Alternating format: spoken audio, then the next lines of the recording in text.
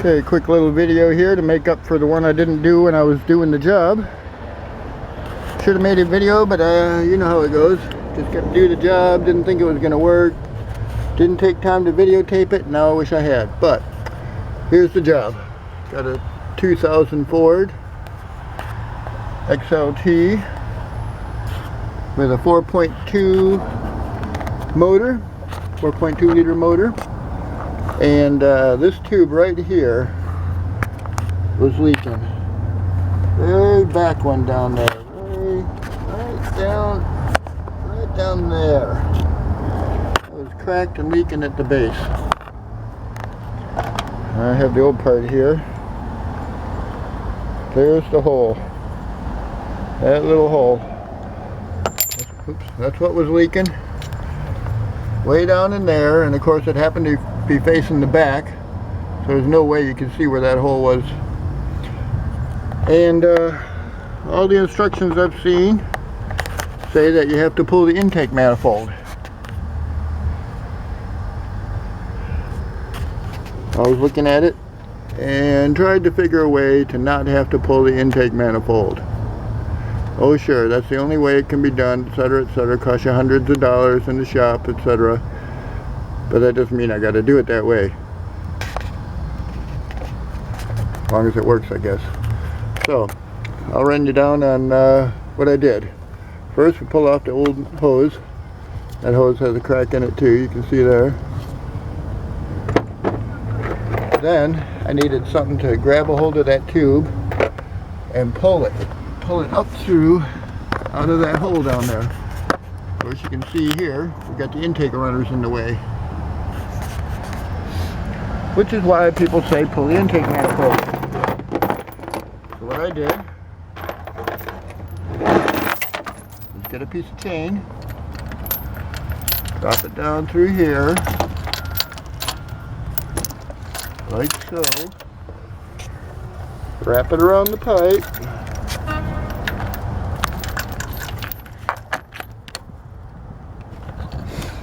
Then I got a wire with a hook, and I fished the other end of the chain back up through here. So both ends of the chain were hooked to the pipe. Okay, both ends of the chain wrapped around the pipe. I could pull straight up here, making sure that the links of the chain weren't binding with the intake runners. They slide pretty good. One thing to mention is that that tube down there is behind this intake runner. You can't actually get straight down to that tube. It's a little bit behind this intake runner here. So the chain makes up for that. It kind of goes around the corner a little bit when you're pulling. So I had a chain wrapped around it. Then I got the engine hoist, aka cherry picker. I brought that out, hooked it to here, and put a little tension on there, just enough to lift the front of the suspension, stretch it out a little bit, just so I know I had some serious pull going on there. Then I took a piece of tube and a metal rod, anything else you can find, start tapping on this pipe down here, right around the base of it. I just started tapping in, tap, tap, tap, tap, tap, like that, while the chain was pulling this up. Had a lot of tension on it. At one point, the engine hoist was lifting up off the ground. It was doing this. So I put a foot on it, pushed it back down, and came back here with my foot on the engine hoist to hold that down. Got back in here and tapped that a couple more times. And the pipe I was using, I'll use this for an example. The pipe I was using to tap it was cutting into it, into the sides a little bit. But I got this bottom edge here to just catch that little flange down there.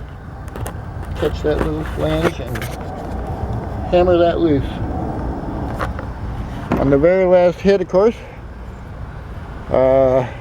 This came up and broke in half. That's where I did all that damage trying to pound it loose.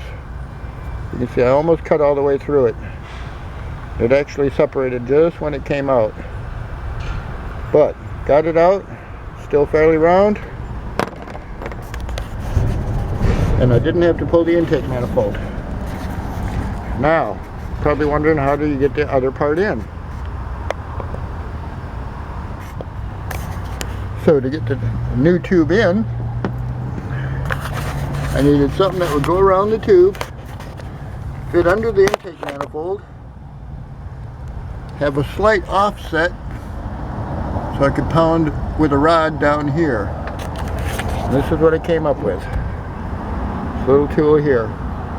You'll see them on YouTube. There's actually a special tool part number for this piece, although it doesn't look exactly like this one, because most of them are long enough to give you a little height here when the intake's out the way, and it's just pretty much a straight tube with a little slit in it like that. So this is how I changed that design to get around the intake manifold. You see I have a little offset here. The intake runner is about here, takes up about this much space here, so I had to hammer over here to drive all this down, and it actually worked pretty good.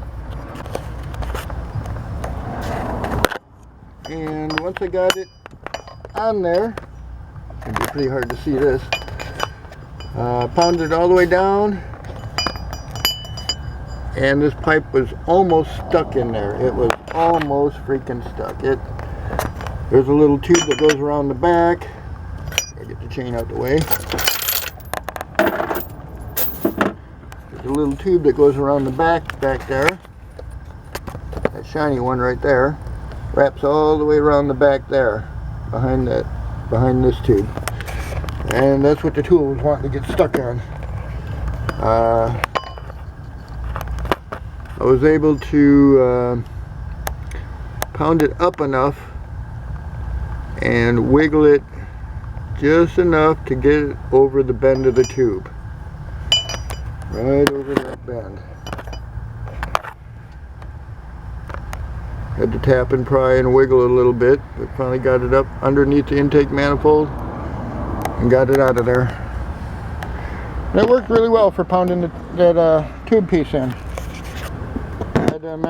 Had to keep an eye on it, make sure it was going straight and not kicking out a little bit.